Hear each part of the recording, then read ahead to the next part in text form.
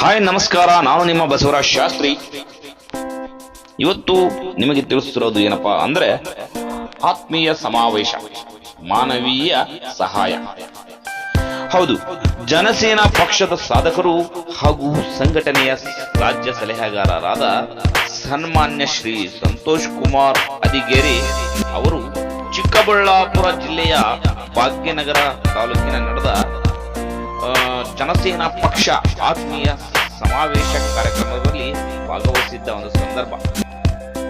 ಈ ಸಂದರ್ಭದಲ್ಲಿ ಅಗತ್ಯವಿದ್ದ ಒಂದು ಕುಟುಂಬಕ್ಕೆ ಸಣ್ಣ ಸಹಾಯವನ್ನು ಮಾಡುವ ಮೂಲಕ ಮಾನವೀಯತೆ ಮೆರೆದಿದ್ದಾರೆ. ಸಹಾಯದ ಪ್ರಮಾಣಕ್ಕಿಂತ ಸಂಕಷ್ಟದಲ್ಲಿರುವವರ ಜೊತೆ ನಿಲ್ಲುವುದು ಹಾಗೂ ನಿಲ್ಲುವ ಮನಸ್ಸು ದೊಡ್ಡದು. ಇಂತಹ ಸೇವಾ ಮನೋಭಾವವೇ ಜನಸೇನಾ ಪಕ್ಷದ ಶಕ್ತಿ. ಮಾನವೀಯ ಕಾರ್ಯಕ್ಕೆ ಕೈ ಜೋಡಿಸಿದ ಸಂತೋಷ್ ಕುಮಾರ್ ಅದಿಗೇರಿ ಅವರಿಗೆ ಕರ್ನಾಟಕ ಜನಸೇನಾ ಪಕ್ಷದ ವತಿಯಿಂದ ಹಾಗೂ ಸಂಘಟನೆ ವತಿಯಿಂದ ಹೃದಯಪೂರ್ವಕ ಧನ್ಯವಾದಗಳು ಮತ್ತು ಅಭಿನಂದನೆಗಳು ತಿಳಿಸಿದರು.